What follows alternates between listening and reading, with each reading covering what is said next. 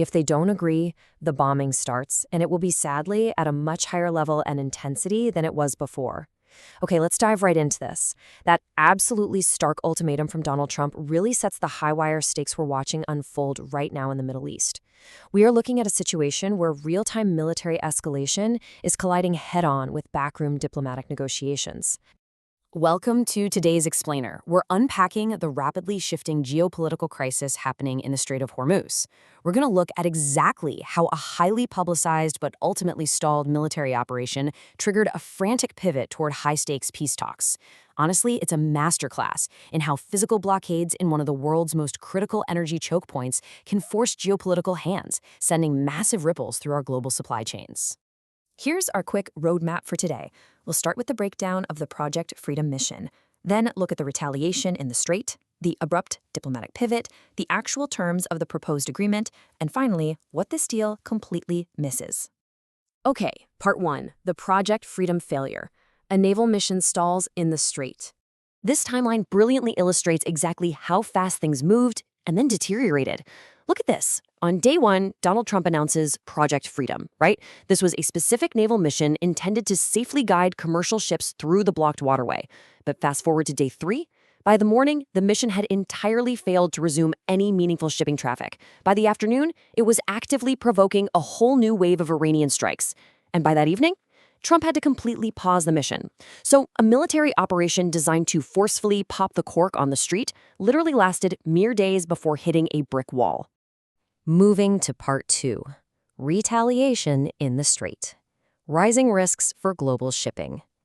To put this into perspective, the immediate physical consequence of that stalled mission wasn't just some political headache in Washington. It was incredibly dangerous on the water. Amidst this new wave of strikes targeting ships and neighboring countries, a French container ship took a direct hit. The damage was actually severe enough that injured crew members had to be actively evacuated. This is the highly volatile reality that the naval mission inadvertently amplified. Right on the heels of that situation on the water, Iran's Revolutionary Guards essentially laid out their baseline condition. They stated that if U.S. threats ended, passage through the strait would be possible under new terms they were putting in place. Now, they didn't provide specific details on what those terms were, but the message was crystal clear. The physical blockade was now openly and directly tied to diplomatic demands. Which brings us to Part 3, the diplomatic pivot, shifting from ships to peace talks. So facing a stalled naval mission and rising violence, the U.S. abruptly shifted gears. Donald Trump announced a pause to Project Freedom, citing great progress in negotiations. So how does this pivot actually work in practice? Well, U.S. News reported Tehran is evaluating a 14-point U.S. proposal. These negotiations, led by envoys Steve Witkoff and Jared Kushner, follow a 3-step structure. First, you secure a preliminary deal. If they agree to that, Step 2 triggers a 30-day clock for intensive, detailed negotiations. And Step 3 is the ultimate goal, reaching a full, comprehensive agreement. Part 4. The proposed agreement. What's actually on the table? The core of this potential agreement relies on a massive geopolitical trade. On one side, the U.S. brings economic concessions, we're talking lifting sanctions and releasing frozen funds, while dropping their blockade. In exchange, Iran brings nuclear concessions, specifically seeking a pause or moratorium on the future enrichment of uranium. It's your classic give and take, financial relief and unblocked waters in exchange for halting nuclear progress. And finally, Part 5, what the deal misses, the critical blind spots. You know, sometimes what isn't on the page is the biggest story, and this framework builds a somewhat concerning picture because of what's missing. While sources note the preliminary memo wouldn't immediately require concessions, there are glaring omissions regarding long-standing U.S. demands. 2 massive points are nowhere to be found: curbs on Iran's missile program and an end to Iran's support for proxy militias across the Middle East. Washington has demanded these for years, Iran has previously rejected them, and right now, they're totally absent from the table. And we absolutely have to talk about this number, 400 kilograms. That is roughly 900 pounds. While the proposed deal discusses a moratorium on future uranium enrichment, it makes absolutely no mention of Iran's existing stockpile. They currently possess over 400 kilograms of uranium enriched to near weapons grade.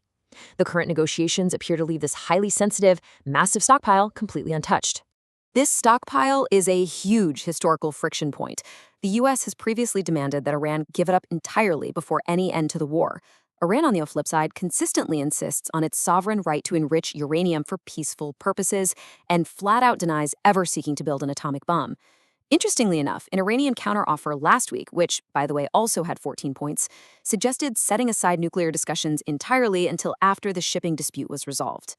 So, where does that leave us right now? Well, during a recent visit to China, Iran's foreign minister Abbas Araghchi completely ignored Trump's recent ultimatum remarks. Instead, he made this very calculated statement, saying Tehran is holding out for a fair and comprehensive agreement. It tells us that despite the pressure, despite the naval failures and the ultimatums, Tehran is signaling they're more than willing to wait this process out to get the exact terms they want. So we're left staring at a seriously complex chessboard. A 3-day naval mission completely failed to unblock a vital global waterway, forcing this rapid pivot to a 14-point diplomatic proposal. But with historical U.S. demands regarding missiles and proxy militias ignored, and a 400-kilogram stockpile of near-weapons-grade uranium left unaddressed, we really have to ask, with naval missions failing and key demands ignored, can a lasting peace actually be reached in the Strait of Hormuz? It's the ultimate question, and the answer will dictate the future of global shipping and Middle Eastern stability. Thanks so much for joining us for this explainer. We'll see you on the next one.